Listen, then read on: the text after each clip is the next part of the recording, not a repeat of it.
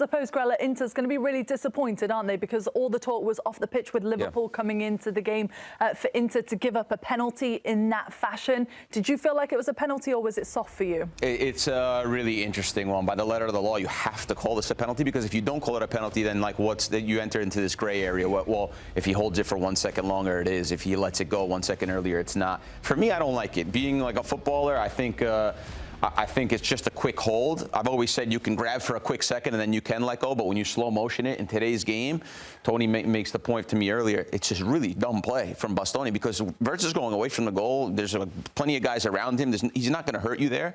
And so it's just a lazy, silly play where he switches off. And then when you see that as the referee, and you have to call it, because you see him grab the shirt inside the box and he throws himself down. And so you have to call it. I didn't like it, though. Especially because it was slowed down. I feel like we always sit here and say it looks worse when we see everything really slowed down. Do you agree, though, Tony, by the letter of the law, it is a penalty? Yeah, and I don't like it either, right? I mean, if you call that, you're calling everything the entire match. But, of course, I look at it from a defensive standpoint. Like Grella said, I'm like, Wirtz is going the other way. Now, there's a little bit on Wirtz on this as well. I mean, he makes a meal of this thing in the end. I'm guessing Troy Deeney at his size, if you pull his shirt, he's not going down like this. But remember where Liverpool is right now. They're in a desperate moment. They needed something to happen, right? You mentioned there's Mo Salah is the big storyline, but around Arne Slot, there's a whole bunch of storylines coming into this. So this is a massive result. And it's like do anything to win. This was one of those moments right now. It'll feel like a huge sigh of relief, mainly probably for Arne Slot, won't it, walking away from San Siro with all 3 points, because you could have looked at the form that they're on and everything happening and think, well, a draw probably would have been a good result too for them. No, he'll feel vindicated. Again, we talk about Mo Salah's the big story. Since he's been out of the team, they're unbeaten. So that's 2 wins, 2 draws. So again, on the surface of things, it looks good. The results are changing. I still think the performances are really underwhelming. I think they look disjointed. They've lost something. They worked with Isak and Ekitike today. But with behind them, a solid 4-4-2. No real fluidity, no Wirtz in there to add a little bit of creativity. Still a lot of questions, but for right now, he'll feel vindicated, because as he walks into the media zone now, the first question won't be about the result, won't be about the team, be Mo Salah. So he can say now, OK, park that to one side, but we're going to keep moving. We're going to keep going. A massive game against Brighton at the weekend. And I feel like until this saga's over, that's all we're going to say. Every game becomes a massive game for Arne Slot. It does feel like a saga, though, doesn't it, Grella? Obviously, like you said, he's going to be asked about it in the media. We're going to talk to Anita a bit about it later on as well. But for Liverpool to win today, do you think that that's kind of starts a new chapter for them, with Mo Salah set to the side and whatever that future holds for him in the club? Yeah, whatever the chapter is, like if they're moving away from him, which it seems like they might, right? And he's going to go to AFCON as well. So, for sure, this is a step in the right direction. Inter's not an easy place to go, by the way, San Siro. And then they're a team that hasn't conceded many goals at all in the Champions League. So, and they score the most goals in Italy. So to go there and have a clean sheet, they had 1 goal taken away also earlier as well. Not play your best football, like Troy said, the performance was a little bit underwhelming. I think Liverpool at the moment not playing with a lot of personality. To get that result is fantastic. So chapter 1, or I guess you would say paragraph 1 of chapter 1 without Mo Salah is a good start. Here's just a look at the numbers. It's crazy to think of how many minutes they've played in all competitions, even so far this season. Hakan's obviously played over 1,200 minutes. Acerbi's pushing on for 1,000. It's something that you talk about a lot, Grella, with Inter being one of the oldest teams in Serie A, and these 2 players being up there with that, especially obviously Acerbi. Is that going to be detrimental to Inter now moving forward? Yeah, they go in the champion. They're in a good spot in the Champions League, right? And they go into the game and they put a lot into it. They play their best team, and then they get nothing from the result, and then they get all these players injured. So that's going to hurt them, because you see the Serie A race is super tight as well.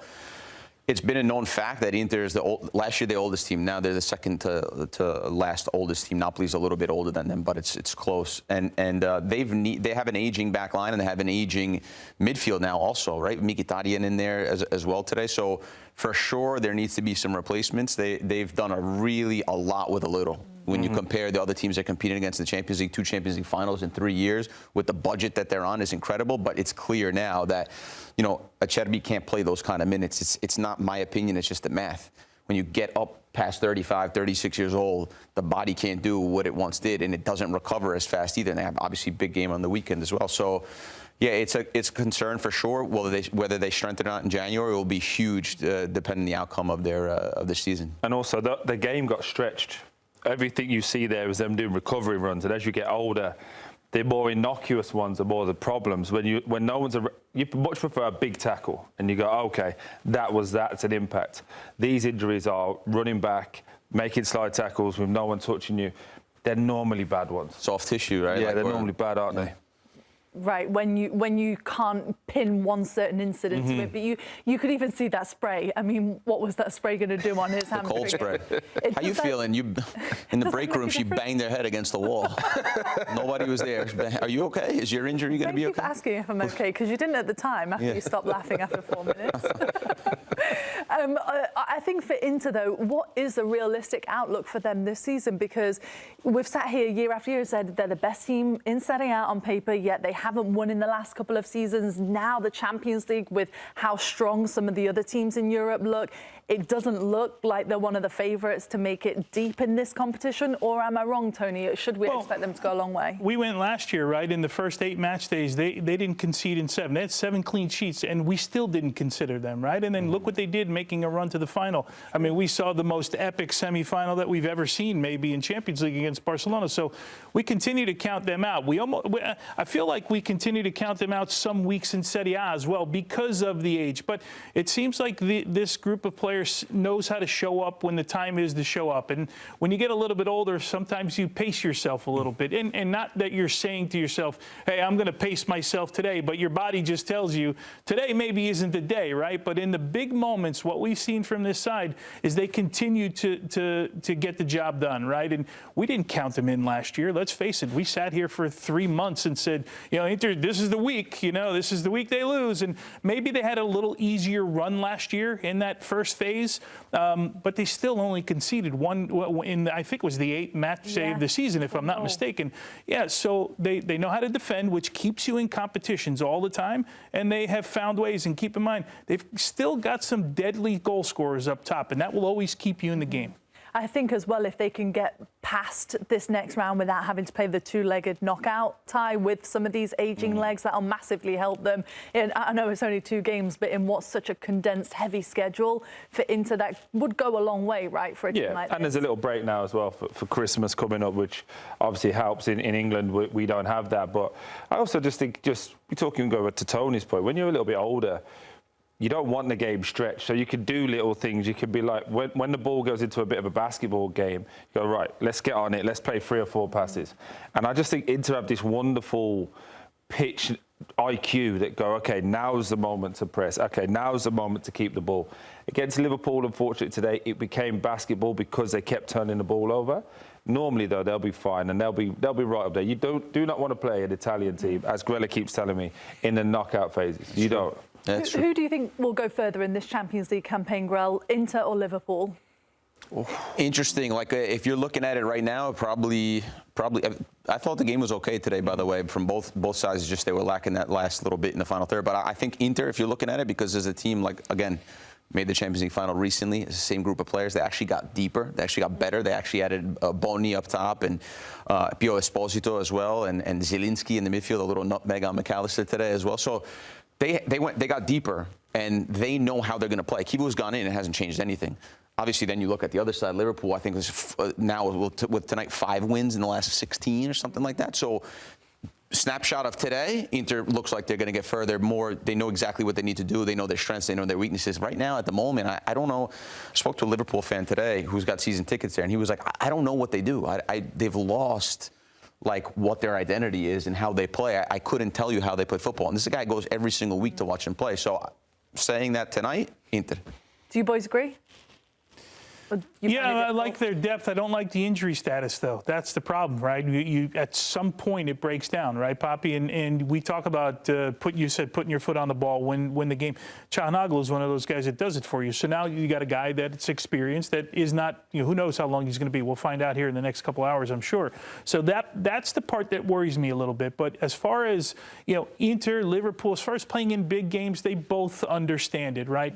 I like the fact that in general, Inter doesn't give up goals. And when you talk about longevity in competitions, that normally takes you a long way. Where Liverpool, we've seen, they've been a little bit leaky, right, over the course of the last couple of weeks. So that might hurt them in the end. Today, it worked for them. Ryan, congratulations on the win, player of the match as well. You took a while to come out to talk to us, so tell me, what's the mood in the dressing room like? Yeah, very good mood. Obviously, we won and we have the 3 points, so I think everyone is happy. Could you maybe give us a bit of insight into what these last few days have been like? I know you're getting so many questions about it, but it's such a unique situation concerning a player who has been a part of Liverpool for so long. So how have the players been reacting to it? I think everyone's dealing in their own way. I think everyone has an opinion about it. I have my own opinion, but I rather keep it for myself. I respect Mo, I respect Liverpool, so it's all about the match today, and we are happy with the 3 points, and that's all about. There were a couple of key decisions that really marked this match. Your goal in the first half being ruled out, and then, of course, being awarded the penalty, which obviously Inter aren't happy with. What were your thoughts on that first goal being ruled out for handball? I haven't seen it, so I spoke to Hugo. He said he didn't really touch it. Yeah. But yeah, at the end, of course, if a goal is disallowed, it's not nice. But yeah. I think we kept going, and we get it in the second half. Talk to me about the mentality of this team, because obviously you won the Premier League last season in incredible form. You ran away with it so early on in the campaign, and then to be where you are now with so much noise all around you, how are you in particular and the rest of your teammates handling that pressure and all that criticism? I think we deal with it very well. Myself, if I speak about myself, I don't really look to the outside and the noise of the outside. It's all about the team and the mentality of the team. We showed it last season, and I think we still have that, and we have to show it again. Like today, we did a very good job. We fight for each other, and that's all about. And I think we have to move from that.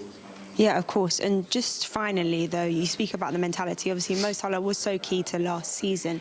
Is there a feeling in the dressing room that you'd want him to still be there? Because he, of course, spoke about this uncertainty, and it seems very unclear what his future is with the club. I know. I don't know what will happen, but obviously. Myself, I have a really good relationship with Mo, so I hope I can continue with him because he's a really good player, and you saw it last season as well. Thank you and congratulations. Thank you. Oh, well, Anita is here with us. Anita, good to see you. It does feel like the players sometimes are trying to cushion what they're saying to the media, right? But what sense did you get from being around and being on the ground there about how they're feeling about this Mo Salah situation? Yeah, I got to feel for Ryan. He's obviously one of the younger players within the team, rather. We did also speak to Andy Robertson. He's part of that key leadership group, and he was a bit more forthcoming with answers. He mentioned the fact that he'd spoken to Mo in these days and that he'd wished them all the best going into this game. Of course, we saw Mo was a part of the open training yesterday. Equally, he said that he hopes that the situation is resolved and it's something that will have to be sorted between Mo and the club. But it does seem like there is a togetherness there, and the players do want to see him back. Of course, he was so key to them getting that second Premier League title last season. Anita, with everything that's gone on with Mo Salah and, of course, Arne Slot being a little bit under pressure, what was the sense of sort of relief after this match to go to a really difficult place against the side that doesn't give up a lot of goals? Okay, maybe you got a little bit of a break, but you come out of there with 3 points. There has to be some sense of job done here. 100%. I mean, Tony, you said a little bit of pressure. I would probably say a lot of pressure given the results. And you think of the fact that at the weekend in the Premier League, they were 2 goals up against newly promoted Leeds, and they squandered that lead only to get a point against a side that they should really have put to bed, especially earlier on in that game. In terms of a sense of relief, again, I put that to Andy Robertson, and he said, no, not really, because the standards are so high for a club like this, and they know that they have been subpar in what we've seen so far in this campaign. I know internally probably they're thinking, oof, thank God we don't have to answer questions about losing and Mohamed Salah not being in the squad. So it probably helps them a little in terms of facing questions from people like me in the media. Yeah, Anita, just a quick one on the 2 strikers, Ekitike and Isak played today. Still doesn't seem to be working, still can't seem to get that connection. What did you see, obviously being at the ground? You can see things differently to what we can see on TV. Is there any signs of life there? We just have to kind of wait for it, or does it feel like they're going to have to choose one or the other? It's interesting you mentioned that, Troy, because it's the second time that Hugo and Alexander Isak have started since joining the club. We obviously know why. Alexander Isak suffered from an injury, and then, of course, he had to fit in the likes of Mohamed Salah and Florian Wirtz in and amongst there. So I guess the managers just had to tinker with the system a lot to try and get the results he wants. What was really interesting in that first half is that he brought both of them over to the touchline individually and was giving them a lot of instructions, and I felt he was talking to them quite a lot. So probably a lot of work to do there, as you suggested.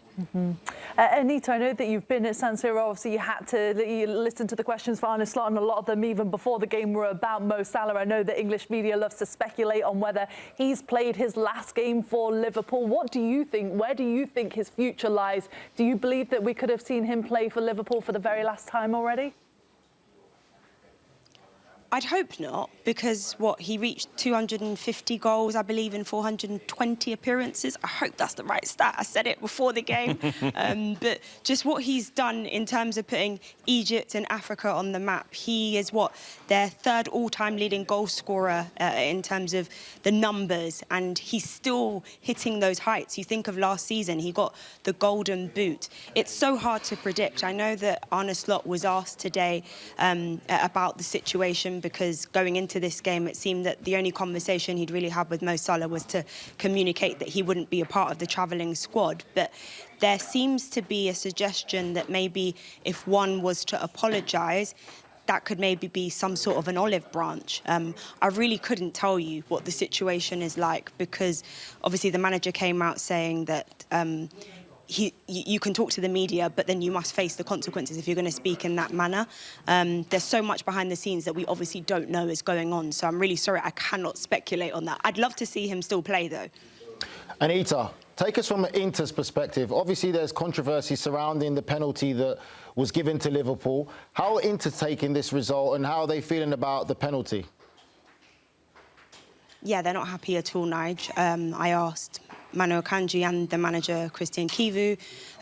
Manuel said that he was very surprised. It was extremely soft, and then the manager echoed that, but then went on to say that if you're going to give a penalty for a situation like that, you're going to have to give it for many a time when corners are going into the box. So extremely unhappy, but I guess the underlining theme here is that they were undone at the end of yet another Champions League phase game. And you look at their results across the season so far, they just don't seem to get over the line when it comes to those bigger rivals.